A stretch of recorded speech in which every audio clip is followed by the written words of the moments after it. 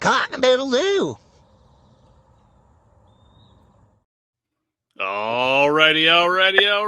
We got our good buddy Ryan Palmer here, the Twiz. If you didn't know, he is a juggalo, and he is also a mushroom fiend, just like me. How you doing today, Ryan? I'm doing pretty good until you let everyone know I was a juggalo. Now I got to watch my back. It's a good thing I run with a hatchet, though. I didn't know it was like that still, you know. I mean, back in the day, you had to run around with the can of Faygo and a billy club, but... These days, the juggalos are up to no good. And so this old school juggalo found a way to get out of that. And I guess mycology is what we're here to talk about, and mushrooms and whatever else comes about that. Right. Well, if you folks don't know, Ryan is the founder of Will Valley Mushrooms, and really, you know, I think that was kind of something a lot of his fans forced him into. You know, Ryan's been this kind of self-made, I'm gonna do things, you know, easy and affordable kind of guy, and we all love it. And we've all told him from the very get-go, hey man, you got to do something business-wise, make a name for yourself, and make some dough out here. And you know, you do so much to help people, and I think that's really your mission, and not necessarily the same as some of us making money. So why don't you tell us about your mission with Will Valley and what you've done there? Well, I guess, I mean, I finally found the way to make the most amount of dough, and that is just yeast and flour, some salt. You know, I've honestly, seen that lately. Yeah, that's the only dough I'm making when it comes to making dough, other than my regular job. When it comes to mycology, I have this forever kind of payback for mycology steering me in a direction that I guess I hadn't really realized, that opened up, you know, a new perspective in my mind, that there is more out here than, you know, just whatever it is we're letting the world affect us down, depression, mental health, all of it. You know, we get into hyperfixations, people similar to me and you, and you know, whether it be our ADHD, whatever, past trauma, mushrooms are healing, and mushrooms are a vessel into a better way of life. And you learn this as you go along, as long as you don't ignore the signs. Right. And you're open to be able to be taught. I have found myself being an incredible teacher and mentor to people who just want to learn how to grow mushrooms. And, you know, it's become a trend nowadays for people to like want to start mushroom businesses, and it's kind of gross. It is. There's a lot of folks in it. At the same time, and see here, I'm speaking just strictly gourmet. We're not even talking medicinal yet on that side of it. Just gourmet. So I see people going, "Hey, I've got my business plan and all this. I've got all this space. I got all the equipment. What's the best thing to use to grow on?" Right.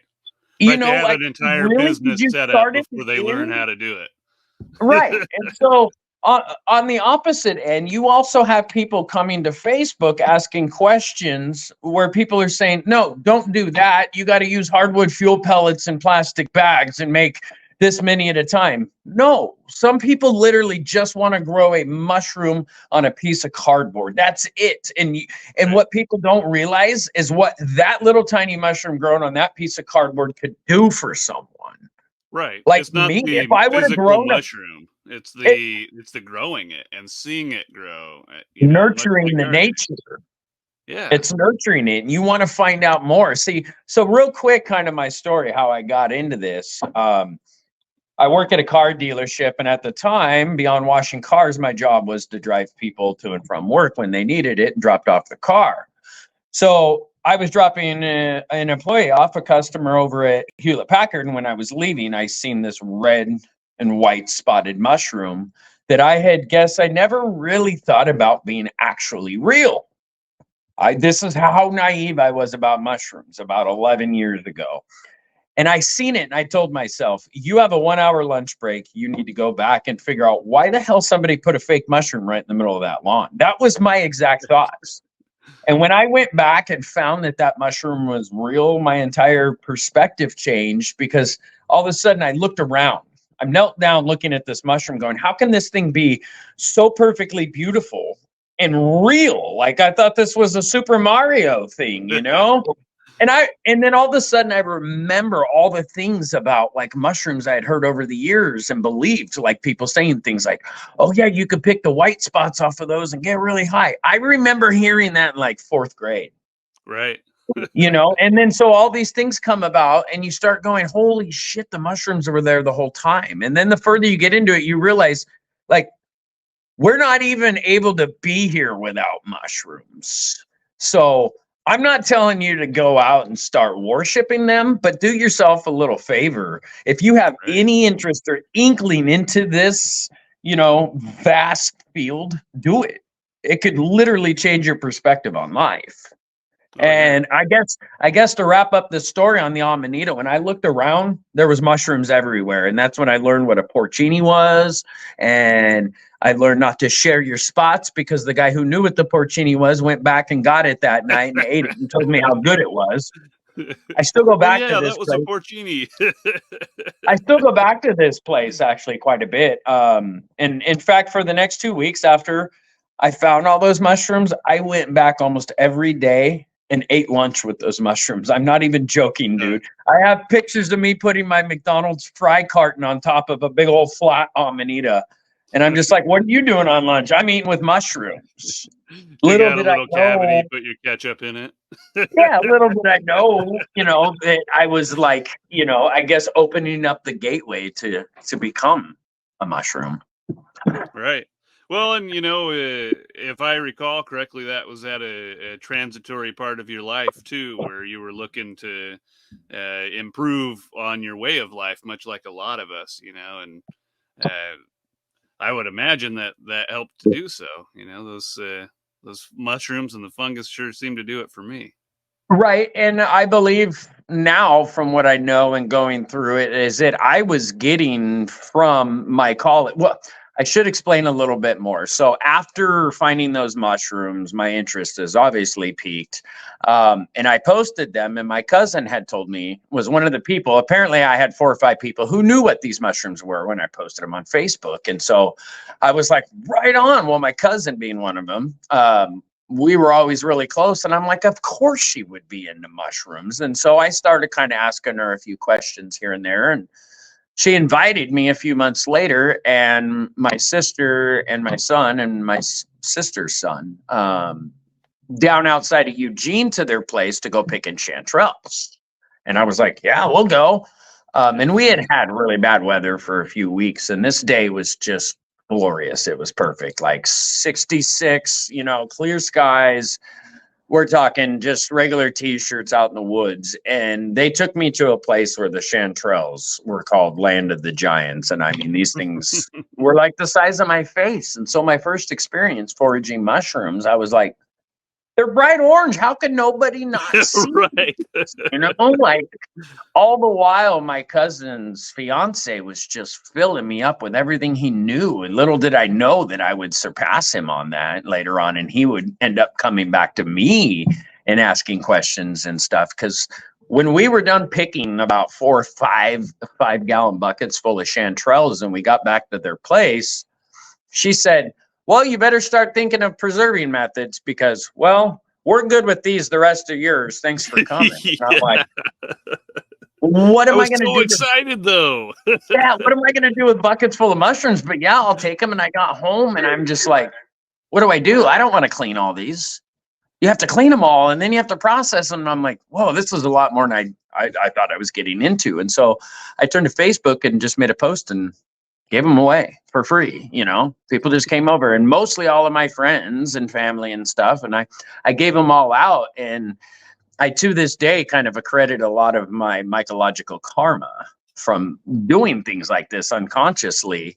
And this is kind of how I got my start. And so from there, you know, I got my teeth cut on mushrooms. Fast forward about 2 months later, you're right, I was battling with some alcoholism and substance abuse. And it was my wife, my son, and I were in Home Depot And I was like, honey, look, they have a mushroom grow kit. And it was right by like when you're going out to go into the nursery. And it was that time of year where it's spring and everything's growing and stuff. And I'm like, oh, and they have them on sale.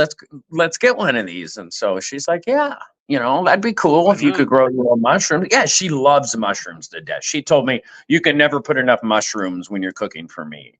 And so That's great. once I bought that kit and brought it home, I followed the instructions, how it said and everything. And about 3 days later, she messaged me and said, I don't know what the hell this thing is, but it's freaking me out. I turned it around. I had it sitting kind of by the back door, so it got a little bit of light and by the TV. And I said, what do you mean? And to make a long story short, she's tryptophobic and the oyster mushrooms were pinning. And that look of what they look like. I Oh don't yeah. know. She's super sensitive to like pores open on stuff. And so it excited me that she was freaked out by this. And I knew what it was. And I knew, but I hadn't seen what she was seeing yet up into this point. So it made it even more exciting when I got home that I had these mushrooms that had pinned. And so wanting to know more, I turned to Facebook and went to post, and I went to search for a mushroom group. And when I typed in mushroom on Facebook, I was like, I'm in a mushroom growing group called Mushroom Growing. And there's like 18,000 people in there. And I start looking in and I'm like, whoa, these are all really, really smart people. I don't even know half of what they're saying. Is this another language? And I was like, all I want to know is if I can grow more mushrooms from this thing. That was just my Right. first reaction, which is a lot of people's reaction. So I made a post and kind of explained what I did and all of that. And I was overwhelmed with the amount of suggestions, help. And really, when I look back and think on it, I'm overwhelmed with how much of a natural understanding I had of this organism already, too. So Yeah. I'm just getting pumped and excited. Serotonin's being produced in ways I hadn't felt. I stopped drinking, replaced that with being hyper fixated on mushrooms, set up a grow tent inside, started making my own grow blocks.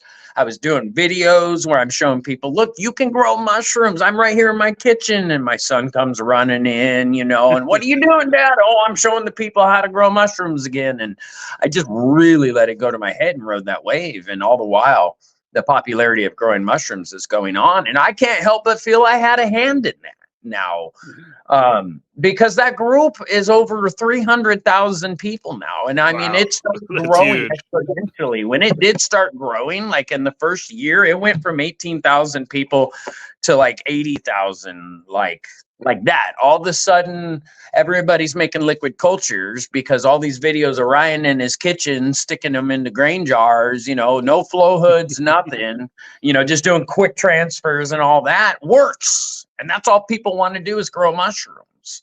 And Yeah. unfortunately, you're always going to have naysayers and whatever else. And it's fine. It's all in how you approach it, though. If you approach in mushroom growing the way of telling somebody that what they're doing is wrong, if you can't see that what they're doing is something that they love and interested in and they're trying, you were not meant to be anywhere near this field. That's Right. just my opinion. Well, and I think you and I are on the same page with that. That there's a lot of folks out here that are very set, and say, "Hey, this is the way to do things." And I'm a firm believer in helping someone before telling them my way of doing things. And that's how I approach teaching too. Is this is how I do it, not this Mhm. is the right way. Right. Because we're in a very young science, and I'll tell you what, there's a million ways you can do something. What level you choose is your right way. That could be So anywhere here's a from great easy to hard.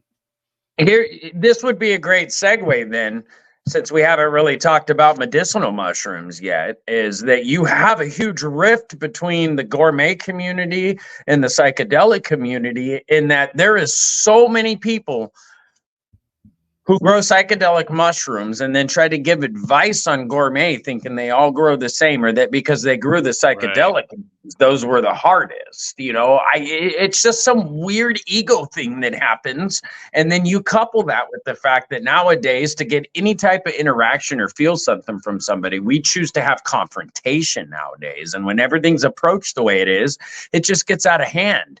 People are literally sitting there depleting their souls and their very energy over the thing that should be saving them, Right. you Yeah, and know? I think a lot of it is kinda, I don't really wanna call it jealousy so much. I think it's false in, like, you look at the other people and you say, "Okay, well, they've got this crowd of people that say this is the way to do it. They're gaining notoriety for doing it, and I have different knowledge, you know." And the gourmet folks have been around for a very long time, well established, and many of them, they had to stay away from the more extreme medicinal side to keep their businesses. It hasn't always Mhm. been accepted, and That the was me when I community. first started. I didn't even want to be near anything that had to do with active because I was like, no, I'm starting a business, which I realized later on was a grandiose dream because you don't make a lot of money in mushrooms unless you want to do a No, lot of work. And that's not really what I'm about. you got to Go hustle, ahead. and definitely, I've been doing the same myself.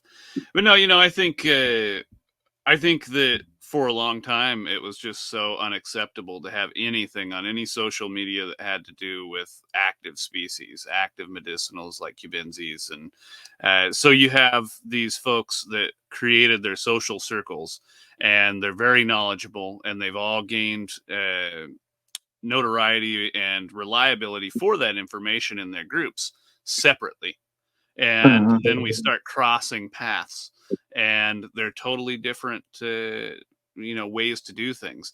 For one thing, like when you grow the actives, everything's called a tech. I don't know if everything in a gourmet grow is referred to as the same, or if it's just a process or whatnot. Again, I came up through the medicinal side, and so it really kind of put me on the other side of that barrier. Although I would have it be differently, I'd like to be everybody's buddy. That doesn't always work out to when the law is concerned, as you probably know, and businesses too. Right. Well, and kind of straying from that a little bit, we have a society of people right now that want to shed some of this, disillusion of what life is about and all this and keep things a little more simple. Keep it simple, stupid, kiss. We've heard Right. that for years. Um, and I can say that mycology is a tool that is absolutely something that our ancestors even did. I'm getting goosebumps talking about this. When you're following and doing the same things, our ancestors knew very little about certain stuff, and we can go back and see things like hand-drawn pictures of plants and stuff, and unfortunately for many years people had to die because we learned that a lot of plants look the same and there's hardly any way to tell the difference. With mushrooms, it's kind of the same way for a long time, and like you said, it's still a pretty young science and field when we think about it, because just look at all those old adages we heard. Oh, put them in the dark, feed them shit like a mushroom, stuff like that, because people didn't know enough about mushrooms. It was easier to just make up things for people to have a reason to be afraid of them. Mycophobia, we Right. call it. And so, and that was another thing that drove me early on, was trying to dispel all this mycophobia. The amanita that I found became a mushroom I was so obsessed with. I learned everything about it and, what it can do and all that. And have I ever consumed it? I have once for food. I've never used it for its delirium state and things like that, because while I am pretty close to earth, I also know that there's no reason for me to go out and search for something that's already there. You just have to know how to kind of balance and handle those things. And I'm not saying that it's good or bad, but I'm not really on the side of, besides psychedelics, medicinal mushrooms. I absolutely 100% know that we get benefits from mushrooms, polysaccharides, everything else. Take your Oh, tinctures, yeah. people. Do it, but just don't rely on it. Every day, take a tincture, eat fresh mushrooms, and then swallow a pill before you go to bed of some powdered lion's mane. Absolutely. I encourage everybody to do that because it's also another step towards creating consistency for yourself. That's another thing mushrooms have given me, is a consistency to not really stray from going up and down. We have a purpose and a goal as being part of nature, just as the mushrooms are. And their job is to break things down and give us the ability to be alive by utilizing those things that they're doing, making soil Right. for us. We wouldn't have soil without mycelium, you know, and Right. you get into a lot of theories of mycelium being the reason why life came from the ocean on the land. That was the bridge, was the mycelium, you know? So Makes sense. I mean, if we when start you've to, seen as much as we have, and you're so intrigued by it, that you look and see that mycelium, really, and fungus of all kinds, of bacteria too, that we just could not function on this planet without it. look at where nature repeats itself in patterns, in ways of just doing things and getting things done.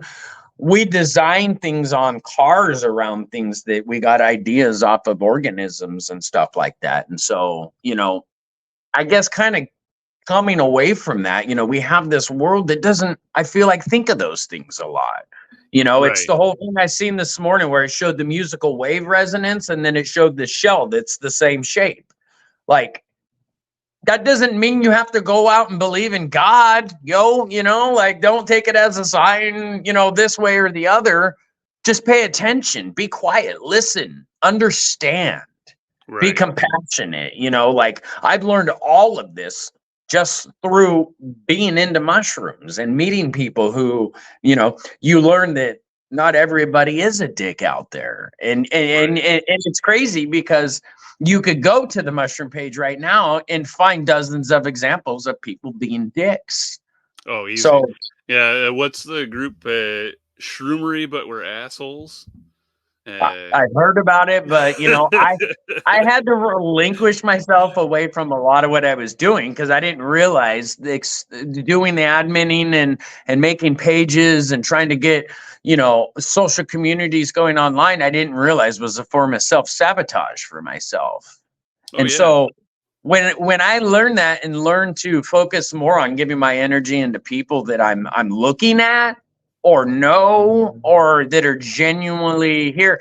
Basically, what I'm trying to say is that if when I tried to run a business, I have too many morals and ethics when it comes to it, and not enough Right. time in the day.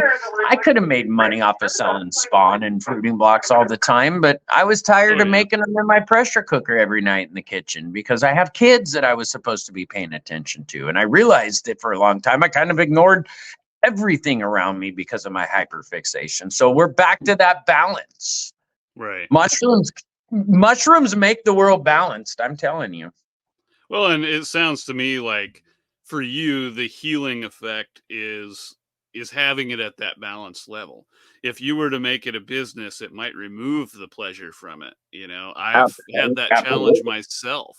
I've been running this business for 5 years, and I catch myself going to pour, a 12-hour day, and I'm just like, oh, I don't want to be here, and that Yeah. that sucks. That's a At the same challenge. time, I feel like, like, give me a headset, put me on a stage and let me talk. And I'm kind of a motivational speaker in that sense, a mycological Yeah. motivational speaker, because I have experienced the change and the effect of this personally. And it's taught me as a person to not hide any of that. You have to share difficulties and struggles you go through. And the Yeah. community is what's allowed me to do that. The people I have that support me and love me, I feel bad because a lot of these people don't know me in real life and they really don't probably know, things about me, like how stressed out I am on a day-to-day basis from time Right. to time. Or I don't make any time for myself. All we see is the happy stuff on there. Don't just share the happy. You got to share the bad and the sad too, because we're all out here and we're all broken people, you know, we're all just looking for the Exactly. pieces. And the problem is that the pieces we're looking for lie in the other people that we've been taught to fucking divide ourselves away from, Exactly. because we've given every reason to do it, whether it's, you know, what you're into, who you voted for, your sexuality, whatever it is. We all have a reason to divide ourselves from someone because we were fucking taught that way. Right. Well, I mean, think of it this way. If you were doing a process, we'll relate it to mycology. Say you were cooking grain and you had a process down and everyone around you did the same process. And they say, oh, yeah, that's the way to do it. But you were screwing up all the time. You're contaminating. The only way that you're going to find a different way to do it is to find someone with an opposing opinion of how to do it. And it's the same in life. You're not going to have any balance if you don't talk to people that have opposing opinions and If you start gaining information. Why did they come to that conclusion? Are they idiots? echo chamber. Probably not. They probably came to that way through their experience in life. And if you listen to them, you may not agree with them, but you may gain some information that changes your perspective and you can become friends with those folks. And Well, and that's what that's the I problem too, is people are just hearing, they're not actually listening, you know? And do. Hmm. it's and then they already have a mind made up because they're gonna say it, and they're probably saying it in their head, and that's why they're not hearing, or why Right. they're only hearing and not listening to what you're saying, because they're waiting to make their point, you know. And there's a lot of need to just slow down and conversate, you know, like what happened to slowing down and enjoying things? There's not enough sitting around the campfire. There's not enough podcasts going around where people get to just be free and talk. You know, Right. for a long time, it took me a long time and up until just recently to realize that, you know, everything you need or want is inside of you. Yeah. You can't put anything on anyone else ever. You have to take accountability for it all. And if all you're doing is nothing for yourself, then you're never going to be who you need to be for everyone around you. Yeah. Yeah, and And something along that same lines is talk to yourself like you talk to other people. Like a absolutely. lot of people are very hard on themselves, not only get not giving themselves reward like you're describing, but they'll also just beat the shit out of themselves for messing up one time, you know. Well, and you know, and that's the thing too, is that like what I always tell people is that if I wouldn't have screwed up, then I never would have learned as quick as I did. You know, like Yeah. you know, and there's there is a line there, because some people will come on and let's just say something crazy. You know, they've put together some really random stuff from their cupboards, and they've injected it with something like spores, and they topped it with some soil. I've seen it. And while you want to say something, and you can laugh in your own privacy, your own home, but don't laugh at that person on the internet. That person literally only probably wants to grow a mushroom and wants to be as cool as everybody else they're seeing do it. You Right. know, and whether that's just kind of superficial is not for us to worry about or figure out. If this person never grows a mushroom and was only, you know, into it because maybe they thought they were going to get rich opening up a mushroom farm and going down to the farmer's market or whatever, and you never see them again. But you know, for absolutely no reason should somebody ever be degraded in that sense. And unfortunately, Right. that's just not really the world we have. So in what we're doing in cultivating, we need to, you know, teach this cultivation over into, you know, life experiences as well. Home ec class, what happened to that? I'm going to bring that up. I remember Uh, everything from home ec, and without it, I wouldn't be who I am today. yeah. Case in Because point lately, all that bread you've been baking, you know. exactly, and food. And I can just go into the kitchen, open up the cupboards, look around, and go, I can make something out of these ingredients. Yeah, and Kids who these can days, do that kids these these days? days can't do that. Yeah. They can't even make oatmeal half the The time. best thing you can do for people around you is feed them good food, because that's how you show them you love them. That's one of the most purest forms of love, too. Not only that, when you're feeding people good food, it's quiet. And I love it when people shut the hell up. That's true. Yeah. you know? Yeah. Oh, you Yeah. hear, mm, So, we get down to these things, learning something like, how to cultivate your own mushrooms gets you using a different part of your brain. And that here we can segue that over into, actives and psychedelics. That's why there's such a huge train on this microdosing thing and everything, because people are using those parts of the brain that we haven't before. But yeah. it's so polarizing because at the same time, you have people on the opposite. And just kind of what's going on, the freedom to, let's just say, be yourself or be whatever you want or be whoever you want. We wake up every morning and have the choice. Are we going to be a real person today, or are we just going to continue the charade of, you know, I messed up and that's just who I am. You can't change it. Right. I think there's too much of that driving a lot of today. Like, you Yeah. have to be okay with me being messed up. Like, no. I shared something the other day that said boundaries are a way for me to love you and myself simultaneously. Yeah. You Yeah. It's a know? And smart move. I mean, or smart phrase, because it's true that people these days are so set on accepting that they again don't watch out for themselves as much. And there's balance. Everything has to be balance in life, at least in my And a lot of experience. the times you get that balance by simply just not saying things, because when you don't say Hmm. something, it doesn't spark up an opposite opinion, or, Exactly. and the other thing is too, is people should not be condemning people for simply thinking different than them. Right. Well, and like it kind of circles back to like we talked about. It's important to have opposing opinions and to be able to speak with those people. I wouldn't say in a peaceful manner, but in a manner that isn't going to cause You're everybody to right. run away. To Yeah. have a logical debate. I don't know that we even have debate in school anymore. Like I remember when I was in school, debate club was a thing, and we actually watched it. And I know it was going away when I was in school. So Yeah. do people even know what that is anymore? Where you take the opposing opinion and you argue the opposing And you opinion with, extrapolate data and and you everything really else. No, try.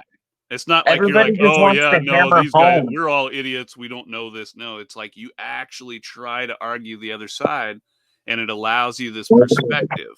You know, Yeah, people want to hammer home they're hurt so bad that they don't realize that they're literally doing more harm than good on that side, and it's like, it's just too easy, like I said, for all of us to hate each other because we've been given the convenience to do so. That's the other thing. right? Convenience is one of the biggest, driving forces of all of this. We don't know what it's like to love to make butter for our family and have them eat it on bread that was made by hand, and that's something that I have a yearning and pulling and calling from my soul to do, because I know that that's who we are as people and as a species. What we've allowed to happen is sickening. It's sickening, the Yeah, freedoms we gave up for convenience. right. But oh wait, hold on. I think I just got another like on Facebook. I'll talk to you later. Right, You right, know, exactly. it's so easy to be impulsive or so easy to be Or this one. anything that's not genuine. Oh yeah, sure. I'm looking at you. Yeah, yeah. No, I deal with that all day with sales guys. I am the guy who literally details and cleans a car that you sell. So say you sold a car, Matt, and you came up to me and I clean it and I take it up and you get your payday and whatever else. Don't you think you're going to watch how you talk to me and respect me later on? Because you're going to want to get the same service, right? Right. It's not that way, because I can talk to these guys and their phone will ring and they will literally turn around and walk away. I'll be mid sentence on something important. Yep. But the second it could be money, they don't hear anything else. Yep. And that's the biggest thing, I guess, why Will Valley Mushrooms even came about, was that I was trying to make money at, selling some stuff and to help out my situation, and maybe I could, afford to not have to have my mom live with me to pay my rent at my house or something, but with the way the cards we've been dealt and how much we all have to work and adapt around the children and the school and having enough money, and we forget about things like mental health and all that. And so you have to make time for that, and you have to do things to change that. And so having hobbies, is one thing. Being into mycology is absolutely, I never have to worry about being bored, I guess, or idle hands, like, and then fast forward now, that's being filled with bread and sugar at the moment. I'm making cheese filled Ritz sandwiches covered with toffee and peanuts, and they're amazing,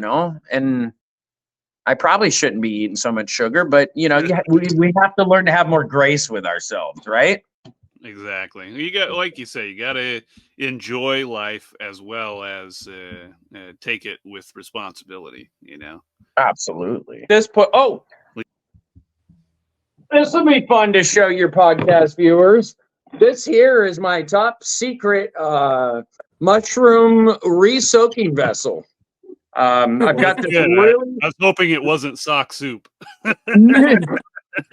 close. What we have here is just a regular old shoe. I literally put hose water in this yesterday, the hose that I used to wash the cars to make my money, and then I dipped this thing in there, and we'll set it out there on the shed and let it grow again. That's how I grow my mushrooms. I just let them grow themselves, Yeah. Yeah, I kind of think at one point I thought you were trying to destroy them rather than get them to grow, but they always grow. Like it's That's the given me a funny whole thing. new idea. That's the funny thing is that I get to drive my point home that, these things grow themselves. We're just here to kind of, help them along.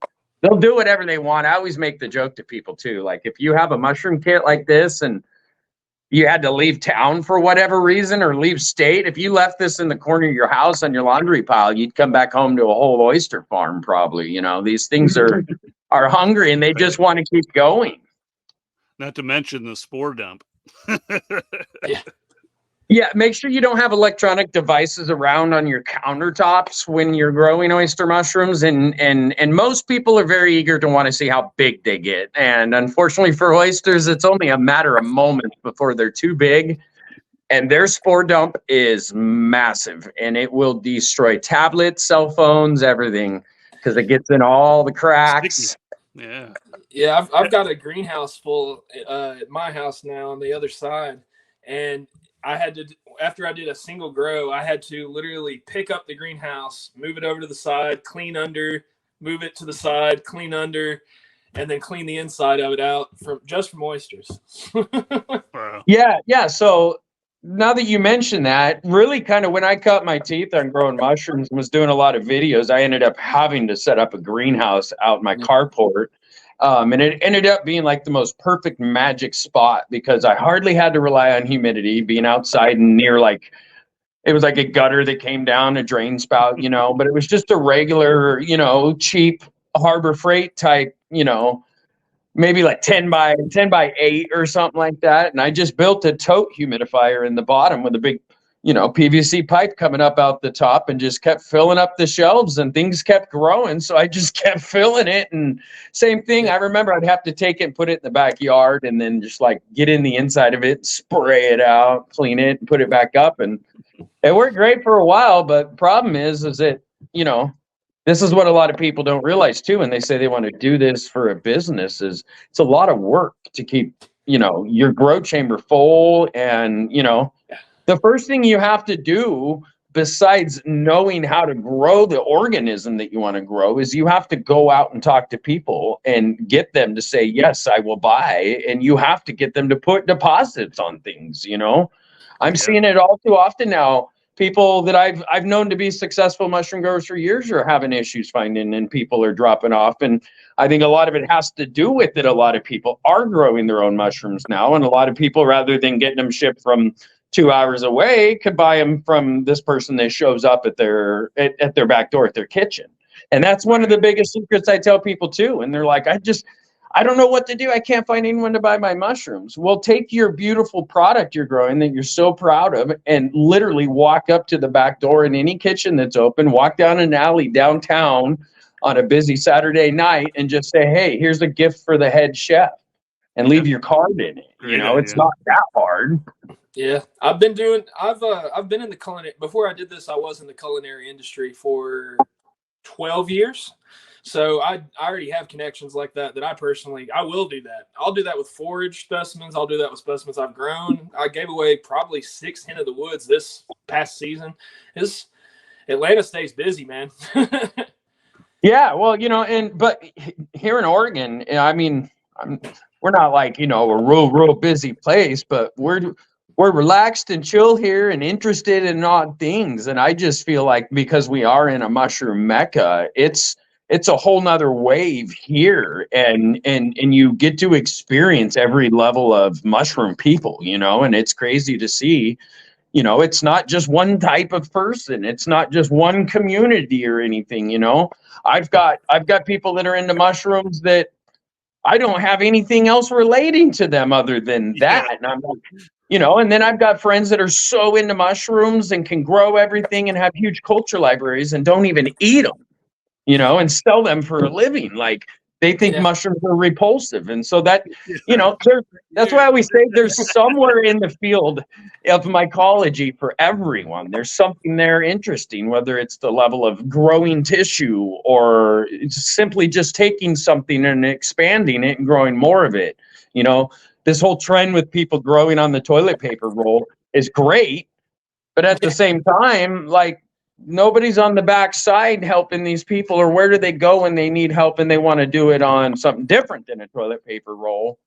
Yeah. Right. And they just get told whatever way is wrong in this, and you got to do that. All of those people are now selling things, and that's why they're telling them what they're doing is wrong, because they want them to buy whatever they have. And that's really why I'm here, and what I do, I guess, is I literally laugh in the faces of people sometimes and say, it is so ridiculously easy to grow a mushroom.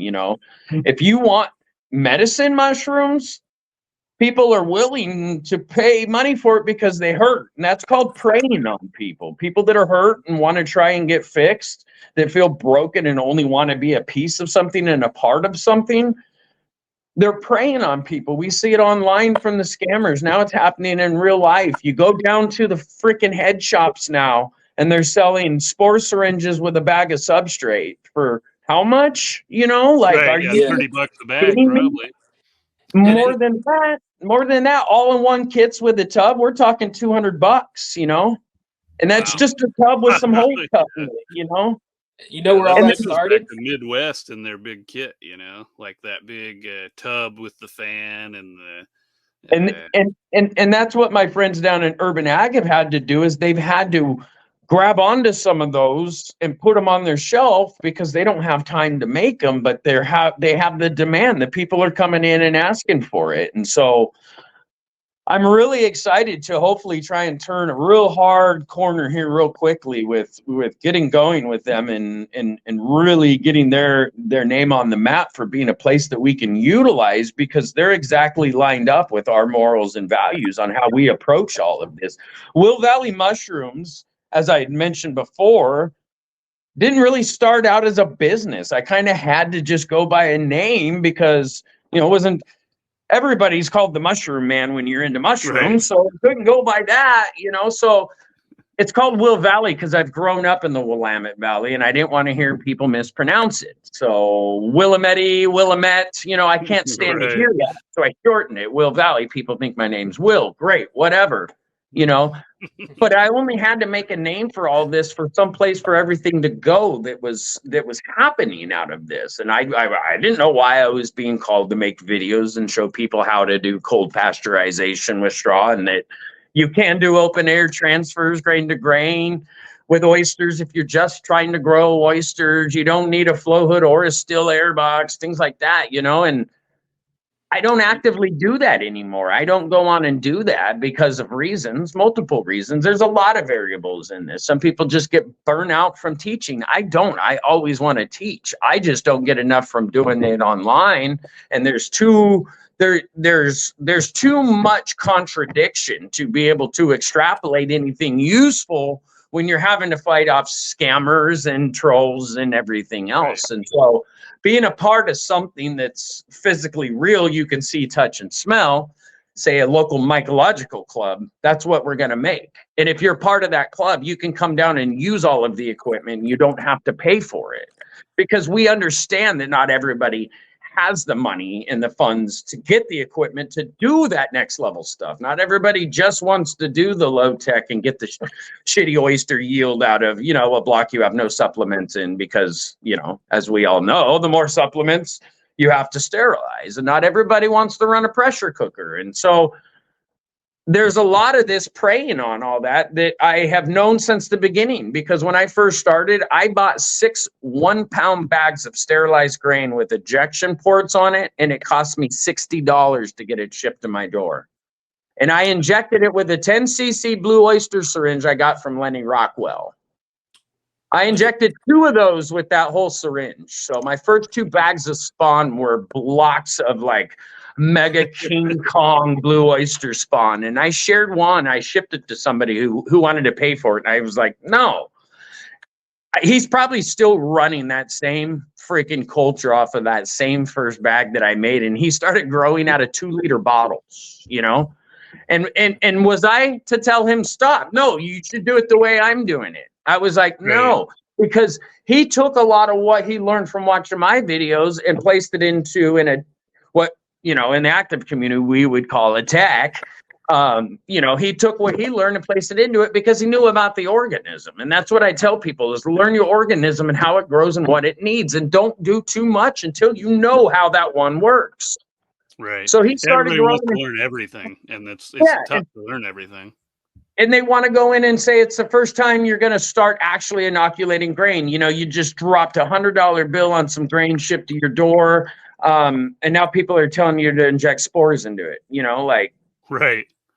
Yeah. And that was the cheap part. The spore syringe was the cheaper end of that. But even so, a lot of those companies charge $30 for, you know, something that should be used under a microscope, not injected into grain necessarily. Right. And, you know, like it's such an, I don't want to, you know, like say, obviously all the methods we use are advanced upon from older methods. I learned pretty much everything I needed to know about how the mushrooms I wanted to grow were going to grow from watching Roger Rabbit. Watching his videos with the brown rice flour gave me an understanding of what to do. And I just said, instead of using brown rice flour, I'm going to use straw, and I'm going to sterilize it, or I'm going to pasteurize it in boiling water at 175 degrees and hold it there for an hour, drain it, let it dry. It all, you know, in that video, when I'm watching it, he's talking about the substrate, how you don't want it too wet, 60% moisture, all of that. You get the idea if you have a general understanding of how nature works. And if you don't, that doesn't mean that you're not meant for this, you know, and right. I see and hear too much of that. And for me, I guess I was kind of blind to it or naive that I was so natural at kind of a natural understanding of how this works, because I was just obviously, for whatever reason, meant to, you know, discover that mycology at a certain time in my life, because I mean, that's part of my journey. And so being able to share with people and say it in a way that they understand is really why I guess I have that magnetism of people really, you know, learning from me, also being compassionate, not being a dick, you know, things like that, standing up for people. People have seen it over the years. And so, you know, I get calls all the time lately, you know, mainly when the Agaricus xanthodermis are flushing, I get phone calls like crazy, dude. Everybody wants to know what's growing in their yard. I literally can answer the phone and be like, yeah, it's Agaricus xanthodermis. And they're like, what? Is this Will Valley mushrooms? And I'm like, yeah, that mushroom you want ID in your yard is an Agaricus xanthodermis. I did it. And they were like, how did you know that? And I'm like, I've literally had 7 calls today. Right. I have Is that the yellow stainer? What's that? Is that the yellow stainer? The one that I see the yellow everywhere? stainer. You know, it's like they grow everywhere and so gregariously they catch people's attention. And in this year, I felt it for the first time that when people see these mushrooms, they think of me, because I'm like the local mushroom guy, not around, but like I don't even do anything to like advertise that I'm doing this stuff anymore. You know, people are literally going to Google and typing mushrooms near me, and Will Valley Mushrooms pops up, and I answer the phone and say, hi, this is Ryan. And they're like, oh, I was calling the mushroom farm. Is this Will Valley Mushrooms? And I'm like, well, it's Will Valley Mushrooms, but I'm currently standing on a car lot. I don't have a mushroom farm. What are you looking for. And then from there, it's where can I find fresh mushrooms to buy around here? That happens a lot. I send people to either the Mushroomer in Lebanon or Market of Choice, because I don't have anybody right here who's growing mushrooms right now. And I have lots of friends who do, but I just tell them, look, if you don't mind paying a little bit more, they have fresh lions made at Market of Choice, but it's grown over in Lebanon. You can buy it right from the source. They're growing mycologically now too. So, oh, good. We got another source in Oregon, huh? That's win-win. nice. But I also have a connection in source with buying cheap, already colonized blocks, shiitake blocks, and now oysters and lion's mane. And we can buy them in bulk. So, I don't have enough time in that. I'm not going to try and force something to make money at this, continuing on with kind of yesterday, what we went over, or in the first part one. I don't know how you edit this thing. I don't want people to. It'll all look like one. We'll just we'll just I'll make a thing in the middle that says, hey, we're doing this on Sir Ryan's lunchtime. So yeah. So trying to keep the money out of it, and I guess one of the biggest anarchist things I could do is I'm on the clock right now, so fuck the government.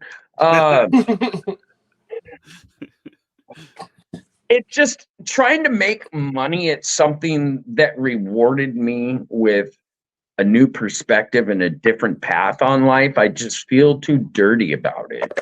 But I'm starting to grow into ways of knowing that I have to pay myself back for this time I've used just getting to what I've learned. You got folks like, let's take Eric Myers.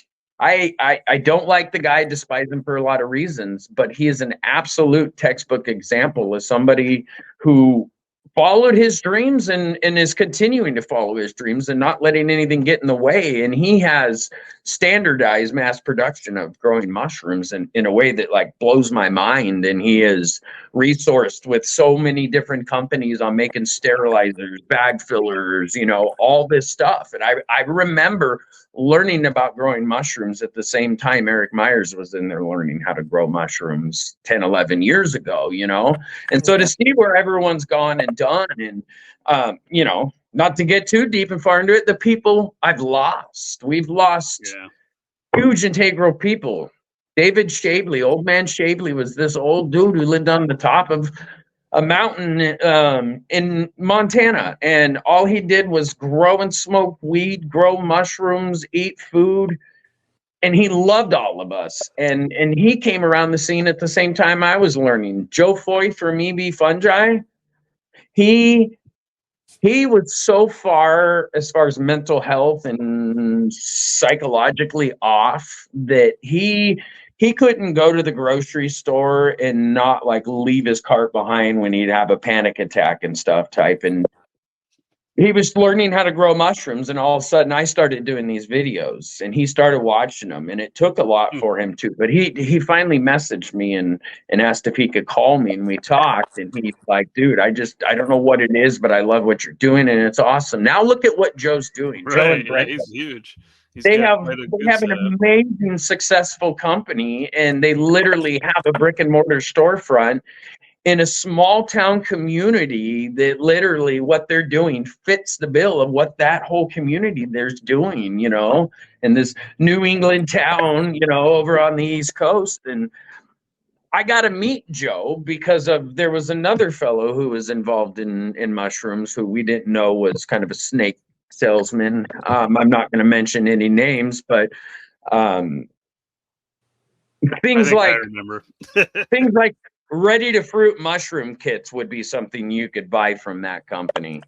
Ready to fruit mushroom kits. So just saying that, we were told and had this big business plan that we were all going to be this team and representatives of this company. And this person called me and ran all this through me first. And I said, yeah, I'm on board, man. Basically what we were going to do is sit back, represent this company, and sell the product, inoculated logs, fruiting kits and everything. And then he was going to set up where he was going to go around and tour and talk and do an educational thing and all this ultimately, and blah, blah, blah. We were going to build this thing that stemmed from, having a network of resources and giving credit to those people and blah, blah, blah, and try and blanket the whole nation. Right. It's exciting. And not knowing psychologically that I was somebody who absolutely self-sabotages by grandiose dreams and visions, I'm like, fuck yeah, you know? So we jump on board. Jeremy Taylor jumps on board. Joe Foy jumps on board. Jason Taylor Adams jumps on board. I'm missing a couple people, but Joe and Jeremy and Jason are the three. They all have J's too. Go figure. We all flew to Minnesota. I've never even been as far as outside of my state but once in my life. And we got on a plane and flew to Minnesota to this guy's place to help him set up his new barn and all this for the company and all that. And I got to meet Joe Foy in person and Jeremy Taylor. And the whole experience was very reassuring because, like, everything that could go wrong was going wrong, but it had no effect on anything or directly on me, other than I know that my kids' mom despised the fact I took her to the coldest freaking place in the continental US. And my son was a complete terror and brat while we were there. But I had a good time in that I learned a lot of approaches because Matt was a good businessman, and I learned a lot of ways of saying things and stuff. And I mean, he was having us sign whatever those things are you sign when you're doing business with someone. NDAs, non-disclosure agreements. Yeah. Dude, he was trying to patent names of kits and stuff like that, like literally following in the footsteps of statements, basically. And then we all come to find out that none of the product he was selling was even his. The only thing that was his were the logs. He was logging logs sustainably, which was pretty cool, helping fight the oak blight and stuff, and works with the college. But that was so that he could get free wood so he can maximize his profits. Right. That was the only thing he was making. All of the kits and stuff I ever got from him, because I got boxes. I ended up buying 3 or 4 pallets of product from this guy delivered to my driveway on a freight truck, you know. There's people out there who still send me pictures of the shiitakes that come out of the logs I sold them. So, you know, it's not like the shit was bunk, but none of it was his. All the kits were made at the local university. They have a mycological section there that he was part of, and he got them to do his work for him. And they would just make them, and he'd throw them in boxes. Like, here, be my laborer. He'd throw them in boxes and put labels on them. But then he'd tell you, I can offer you as a company, Will Valley Mushrooms, I can ship these to you. I can either have the labels made and put them on, or you can make them yourself. You can put your name on them and call them yours. And, you know, it seemed like a great idea. Now I look back at it and I'm just like, that's happening on a level we don't even realize so far. Oh, yeah. Getting into the popularity of mushrooms and the big companies that are investing. And, like, you know, I went to that fungus festival recently. They had a business class in it, and the guy starts pulling out these slides, and he's like, hey, you know, here's the projections for, you know, medicinal mushrooms in the future. And he was talking more along the lines of the psychedelic type, but also our standard developed mushrooms, the lion's mane, reishi, cordyceps, things like that. But he had all these numbers, all these predictions, and it's all relative to things that are illegal, like the psychedelic mushroom sales, because he's specifically talking about that. He says, well, it's legalizing, we're going to do this. I said, okay, how did you get those numbers? Did you knock on criminals' doors and ask them how many mushrooms they think they're going to sell next year? And he's like, oh, well, you know, I didn't collect the data. I just got it here and report it. And finally, a couple other people were mad too. And they're like, hey, no, dude, you got to tell us why. We're all in this, like, all the way in, and we are paranoid as hell. We don't tell everybody we do this. How can you possibly get these answers? And so finally, it comes to light that basically what it is it's these companies that want you to invest. And they own the rights to invest in all these other little companies. And so it's become this big, huge profit engine. And you see it across the community with folks that are coming in and they're like, hey, I'm starting a big business. Do you want to sell your product in my store? I'm a mycologist. You're like, oh, okay. You know, you must have been around a while. Let me check you out. You're like, oh, no. We're putting up the website tomorrow. We just got all our equipment last week. In fact, can you tell me how to pour agar? We're selling it, but can you tell me how? Yeah. Not to cut you off there, but my friends over at Urban Ag have had these people walk in their door and do that time and time and time again. And it was about I think 4 years ago, I walked in and they actually had sterilized grain and substrate on the shelf. And I got to looking in the fridge next to there. They got pink oyster and stuff, but they actually had live culture syringes of cubensis right there. And I went, hey, when did you guys decide to start selling mushroom stuff? And when did you decide it was okay to break the law? Right.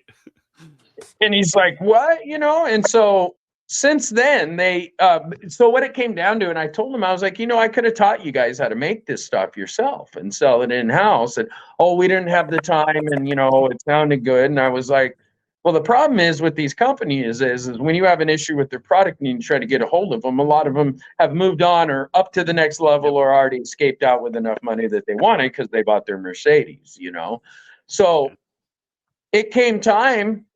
And it was like, 3 weeks later, I went back in to check on him, and Patrick was like, yeah, you're right. I can't get a hold of them. Ghosted. There's no emails anymore, blah, blah, blah. And it was after that, and between that and now, that they've probably had at least a dozen different people come through. And I've had them tell me these guys' names, and every single one of them are all unheard of. I don't even know where they're from. And I don't want to be like, I know everybody on Facebook, but if there's not some mutuals there in the mycology community, I'm sorry, but the first thing I started doing when I got into this was adding people who knew what the fuck they were talking about. That's why Michael Weiss is my original mentor. And he's the guy who got cordyceps basically started here in the United States because he's friends with Ryan Paul Gates and William Padilla. Nice. Weiss was the one who found the original militaris, So these are all people that I made it a point to add anybody who could identify mushrooms easy, and if they didn't accept my friend request, I didn't take it personally. I just kept going and going and going. And I didn't know that I was going to become kind of, like the lead guy on mushroom growing. And so when I'm doing that and then becoming friends with these people, like just reading what Sydney Over Singleton would say, like, I was like, dude, I've got to meet this chick someday just to find out he's a dude and he lives a half hour down the road and he's more amazing than you could ever think he is, and he's still doing amazing things. So being friends with the people that are the front runners in this is awesome too, because when people say stuff like, oh, you ever try growing morels? And I'm like, the other one is talent. No. But my friends are trying, and they've got the research behind and the money to do it. So don't waste your time. And when they can, I'll let you know. Right. Yeah. And not only that, so Jasmine Richardson, good friends with her. It's not like I sit and text and message with her now, but she was somebody I grabbed onto from the beginning because they were knowledgeable. I just kept grabbing knowledgeable folks. So.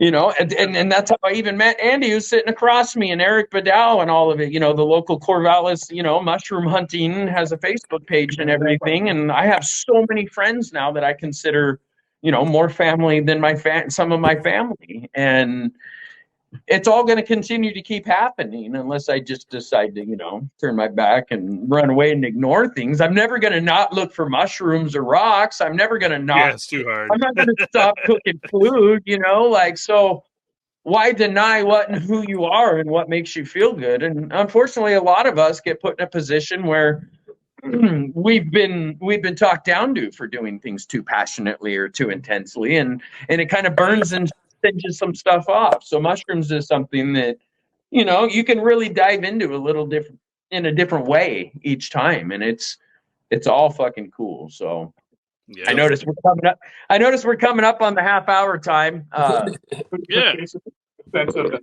Andy wanted to add a little something. Is that all right? Definitely. Yeah. Just a minute.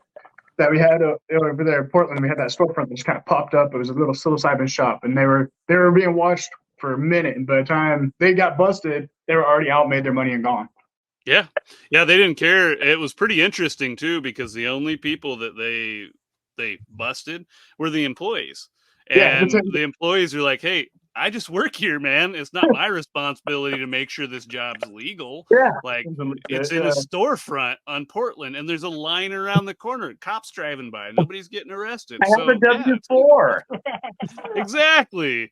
And they did it well because I think that was a foreign company, and so there's literally nothing they could do other than say, okay, well, that company can't operate in Portland anymore under that license.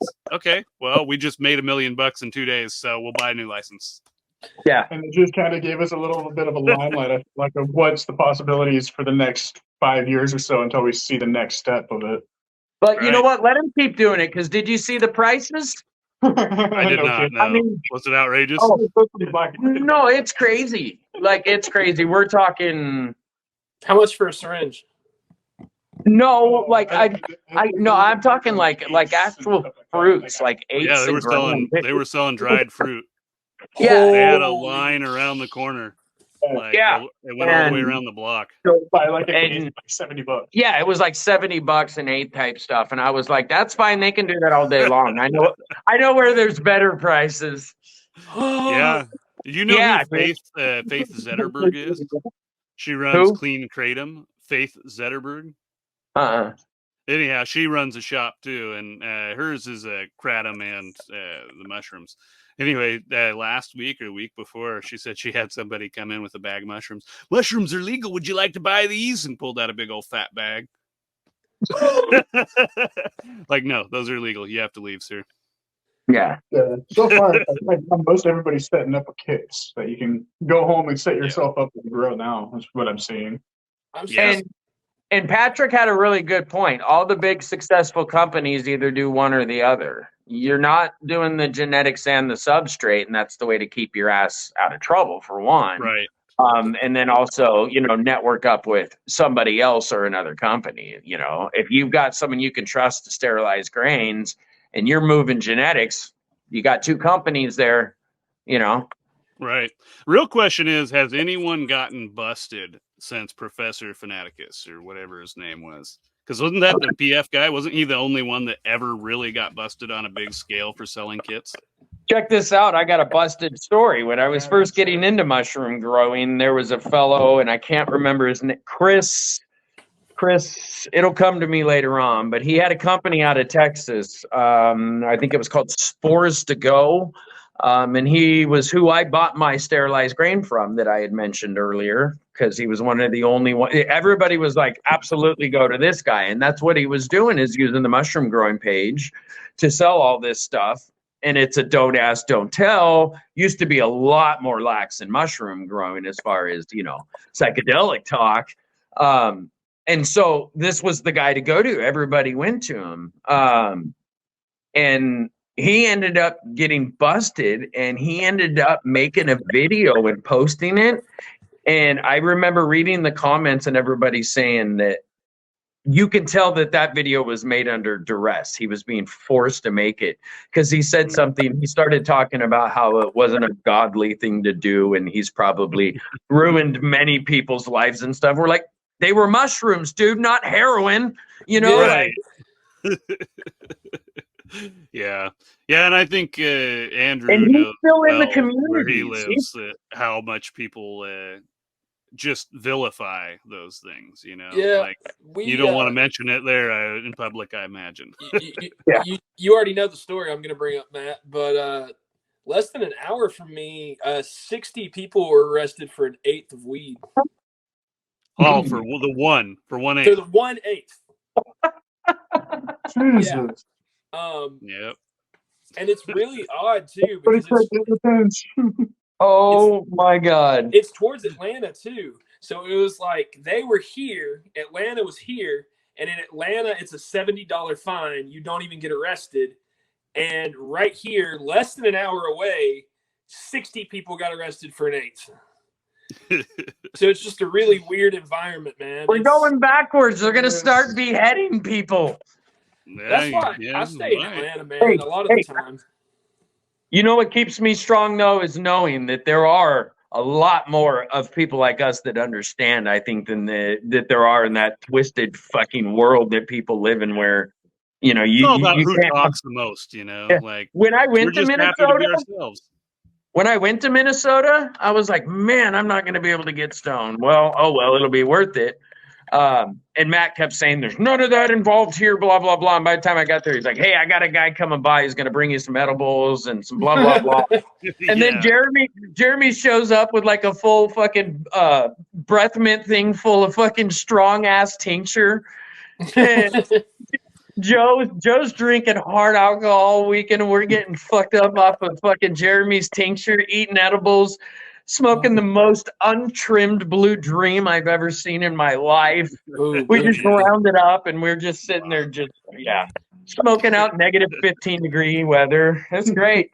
That sounds nice. But he told me, he goes, yeah, if people smell it around here, he goes, they get violent. Like they want to shoot people because they don't want to be around it and they don't want to get in trouble. Yeah. It just helps the people who are motivated to have a bunch of lazy people around. So why worry about it? Like, I mean, why are you worried about if I want to be a lazy pothead and sit at home? Like, you're not responsible for me. That's the dumb Be thing happy about, I'm not competing with you, bro.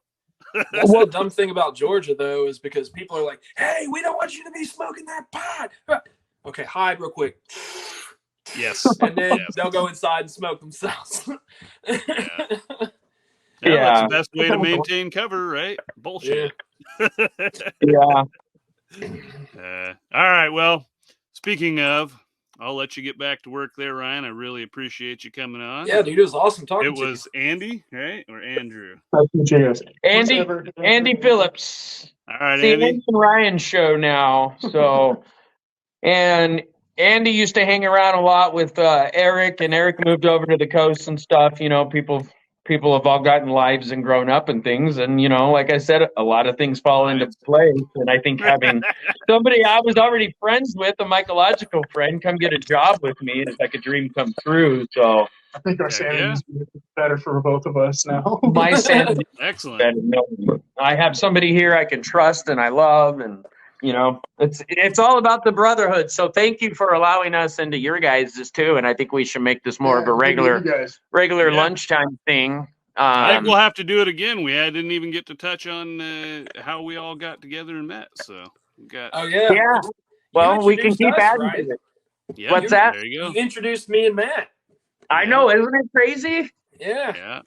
Right on. All right, now we're working together on a lot. Who's next? Who's gonna? You know what? I actually just had somebody message me not too long ago too, and this happens periodically. But some guy was like, "Hey, I don't know if you remember me, but that was me. I learned a lot from you." Yeah, you. Yeah. And so you're not the only one who's done it. Like this has happened over time, and people come back and they're just like, "Yeah." Like there was one guy in Australia I taught how to grow. And literally within 2 weeks, he was making kits in these little plastic cups, like 32-ounce cups, and getting them the fruit out of the top. And he blew up in Australia and just became like a big company and shit. Awesome. Awesome, man. Yeah. That's a good feeling, man. Rewarding. Well, I think when I do that, when those people go out and continue to teach other people and approach it the way I do, that's racking up the karma, and that's what life's about. That's the points for the afterlife, man. But it also pays off now. So. Education should be free. Absolutely, nobody should be paying for knowledge. College. There you go. And with that, free knowledge. We will fuck sign off, college. Gentlemen. And folks, thanks for tuning in. Make sure you check us out each week. We'll have some exciting guests. Check us out Saturdays, released first thing in the morning at 12 a.m. You can watch us anytime thereafter.